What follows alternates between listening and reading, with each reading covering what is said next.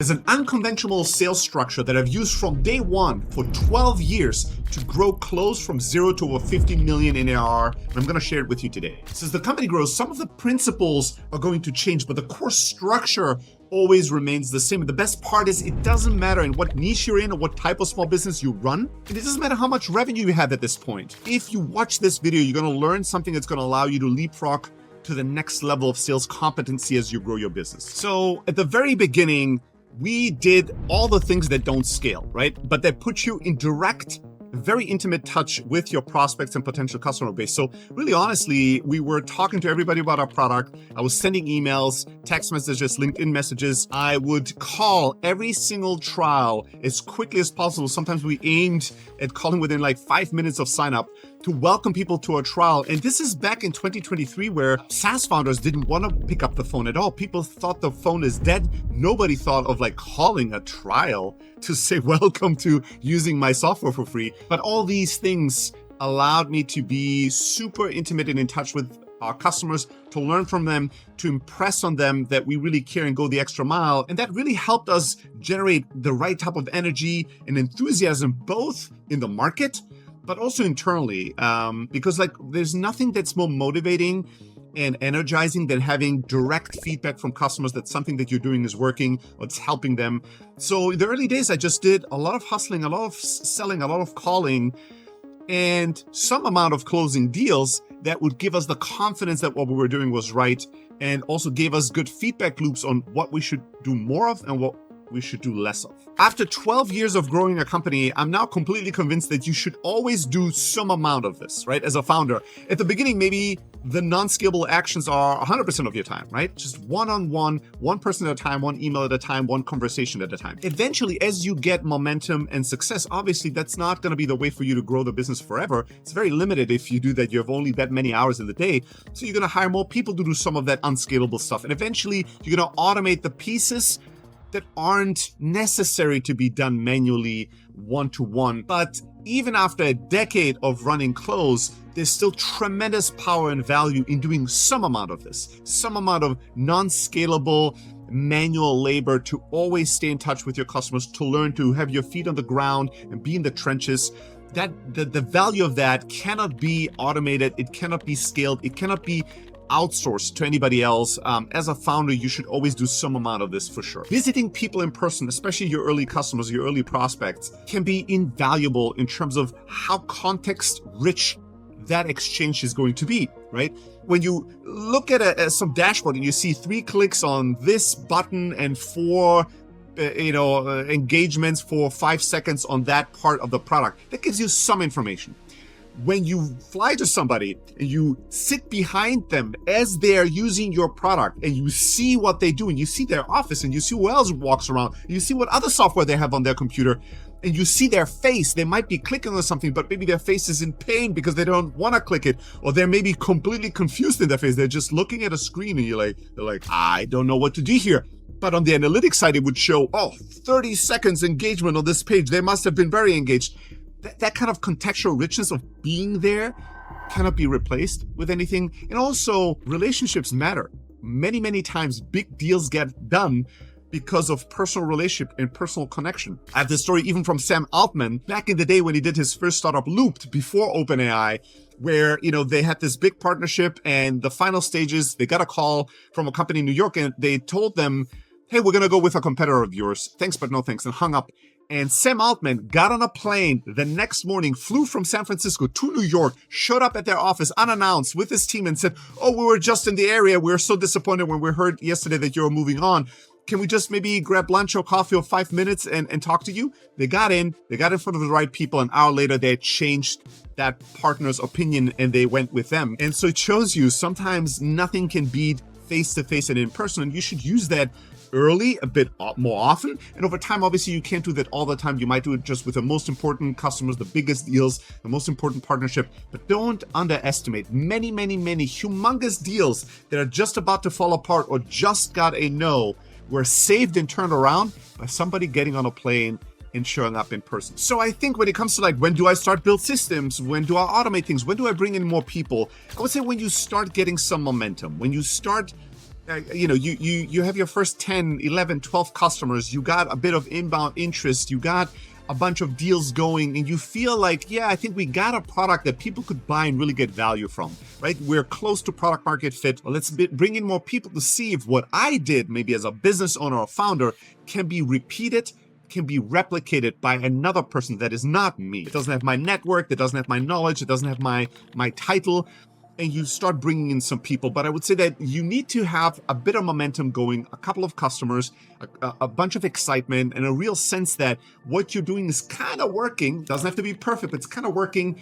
And now there's time to bring in help and to free up some time for the higher quality work you do, maybe the one-to-one conversations, by cutting out some of the lower quality you do, maybe, sending a lot of follow-up emails, sending lots of follow-up text messages, manually sort of keeping track of your deals and all that kind of stuff. The very first thing that we automated when we were running Close was our email drip campaign when somebody signed up for a free trial. So we used Close and the Close CRM system to do a number of things. One was automating some of those emails, right? Like having a sequence of emails that would be triggered based on people showing interest, filling out a form, or signing up for a free trial.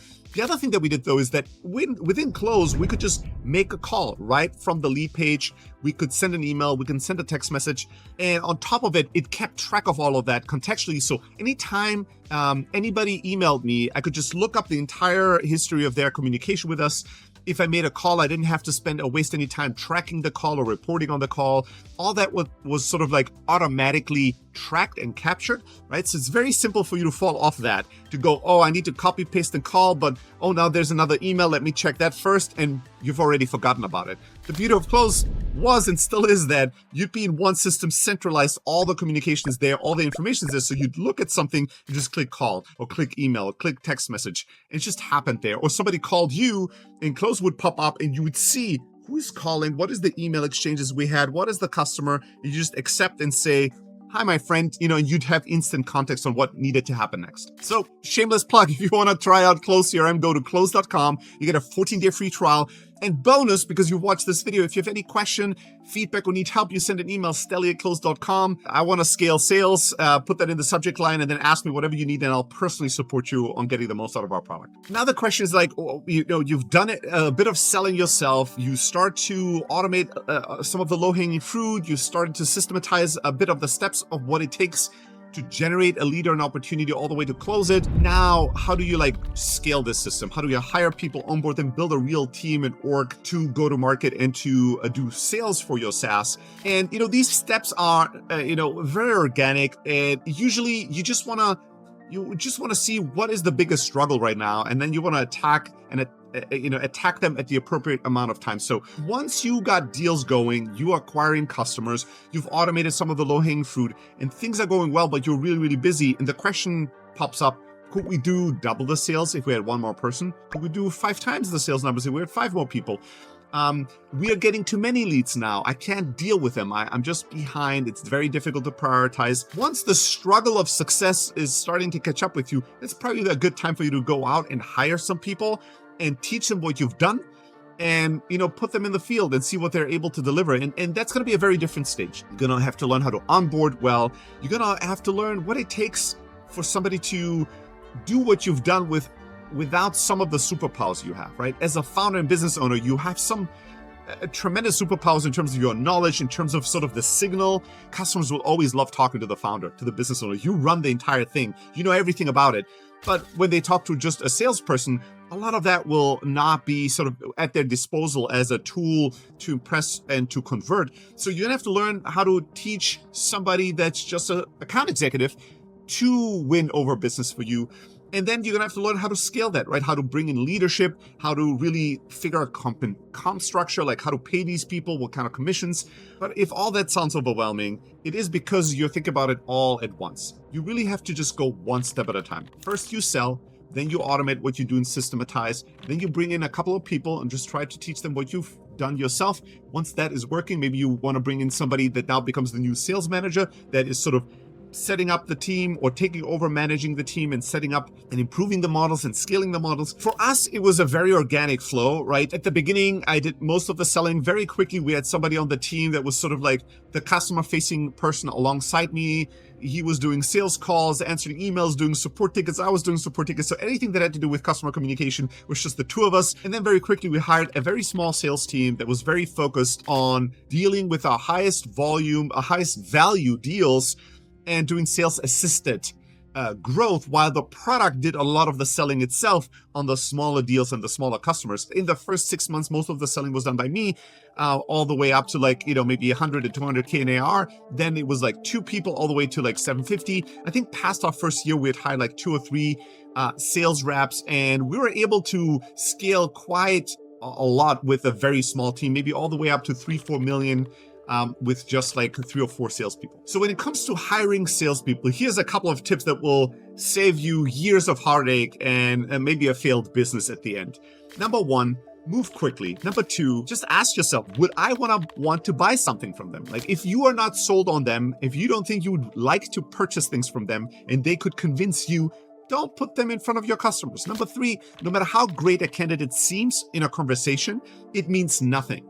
Selling and sales is proven in the field day to day. I've seen many people that interview incredibly well and do a terrible job day to day in selling. And I saw some people that interview so-so and are absolutely killers day to day in sales. So you really want to index on making a decision if somebody is great at selling or not 3 months into working with them. If you do these steps, step 1, 2, 3, in that sequence with full attention, full energy, and with passion, selling is your job and will forever be your job as a founder and business owner. If you do those things, you'll get from 0 to millions in revenue and you'll earn it. And if you're still watching this video up until this point, it means that you're really deep in the trenches of growing a business. And hopefully by this time, you got a couple of aha moments or clarity on at least one thing you need to fix and change right away. If you like the kind of sales practical advice from the trenches that I shared with you here, you're gonna love the next video that I'm gonna share with you. So please stay in touch and tune, click that, learn more, and go out there and get it.